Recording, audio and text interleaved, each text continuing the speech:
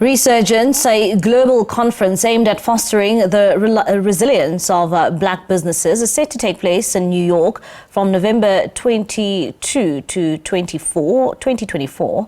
The event will host global business forums and conferences connecting black businesses, churches and community non-profit organizations with resources, institutions, governments and corporations to facilitate funding, procurement, sales, marketing, trade, training and business exchange. Founder Reverend Dillon joins us now for more on this conversation.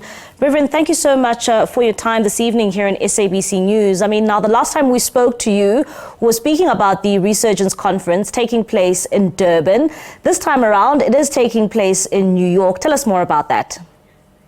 Mubali, indeed a pleasure to be with you. And yes, we will be in New York for the New York installation of the conference that's going to take place in a couple of weeks. What we're really excited about is the strong delegation that will be joining us in New York from South Africa.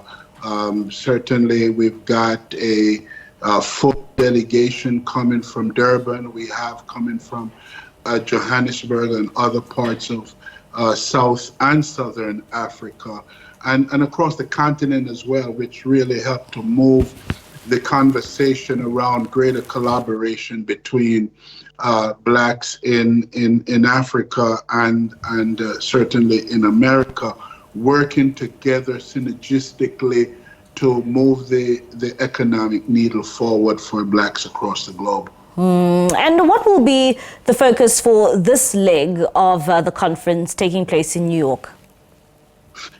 Advancing the conversation. So we were in Durban a couple of months ago. We've been talking about investment. We made some super ambitious, commitments in terms of the agenda. $4 billion in investment in South Africa coming from the U.S., particularly many of the black businesses and investors, potential investors, many of the government agencies that have significant dollars to invest through pension funds. So it's an advance of that conversation. We're particularly excited because in New York, there will be a very focused meeting and dialogue with key investors and leaders that will be talking about the investment piece in Durban. We're looking at some opportunities in Johannesburg as well. We're talking about how we continue to advance those opportunities. Our goal from the perspective of the ReSURGEnce initiative and the New York Christian Times, for which I've served as publisher for the past 35 or so years, is really to make sure that we're talking, that business leaders here are talking to business leaders on the ground there in South Africa, and how we kind of slice a thicker slice of the economic pie, if you will. Troubling just to consider the fact that white South Africans have a per capita GDP in excess of 2.2 million rands compared to a mere 68,000 for blacks in South Africa. So the disparity is huge. I think the New York Times rightly noted a couple years ago that the most unequal country in the world happens to be South Africa. And that's real when we look at per capita GDP, when we look at land ownership, when we look at access to capital and who is lending, who have access to borrow monies. And that's a huge part of our conversation, by the way. How do we increase access to black businesses, access to market, access to capital, access to government corporate contracts? Those are some of the key areas that we're very focused on. What has been the reception like from those South Africans participating in this ReSURGEnce conference, as well as Black Americans who have invested in this conference? I'm just energized, Bali, and motivated by the energy and the excitement on both sides. I can't keep up because clergy leaders, business leaders on the ground, when we consider the fact that we have people like the president CEO of Edison in South Africa, the owner of Radisson Blue and other property that's actually coming to New York for this conference. When we consider the fact that many designers, Laduma is coming, that's a South African designer, we're already linking him with African American designers and partners here, helping him to gain greater access to where real estate opportunities are for setting up stores and locations. So that kind of synergy, Suit Up for Life, another small, designer of menswear in Centurion that's actually coming.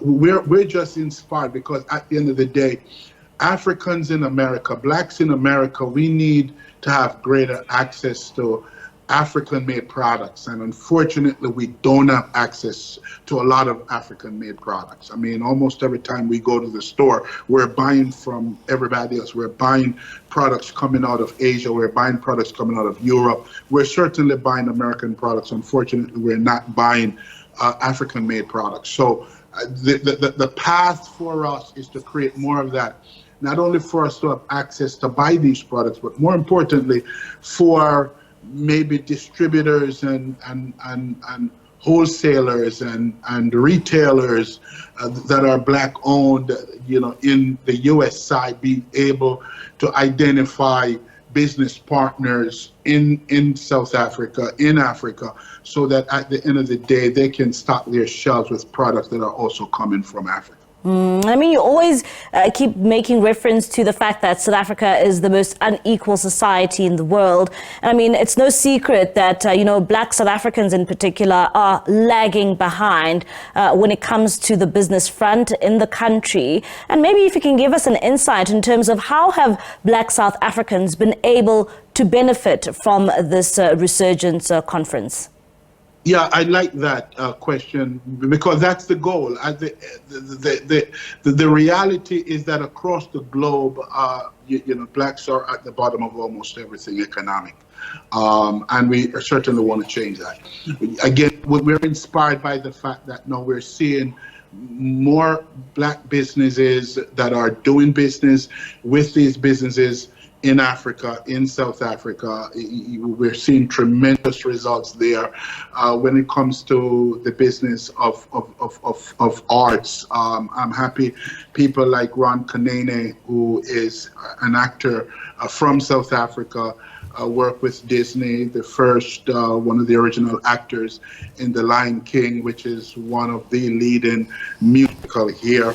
To know that there's the level of partnership and collaboration around the arts, other U.S. actors, other U.S. business leaders and professionals that have been creating partnerships. Malik Yoba, another actor that's been doing quite some work in Africa, working with African business leaders.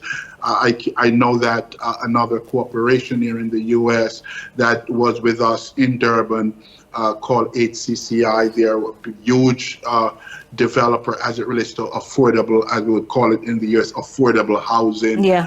They're looking to now, we're already talking with diverse entities in South Africa around some partnership to create housing products so that we could really begin to deal with the affordable housing crisis and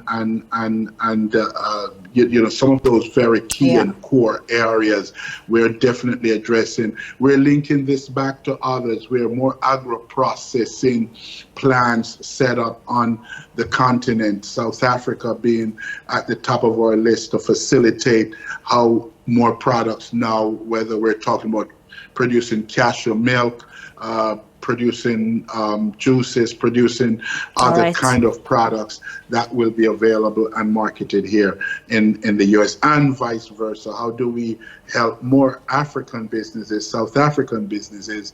We just had Mushroom Restaurant here in New York a couple of months ago, and Mushroom's been in conversation with Unfortunately, I'm going to have to cut you off there, Reverend. Thank you so much for your time. Unfortunately, we have run out of time. That is Reverend Dennis Dillon talking to us there about the ReSURGEnce conference. He is the founder of ReSURGEnce, and of course, that conference taking place earlier this year in Durban. It will now take place in New York from the 22nd of November until the 24th of November.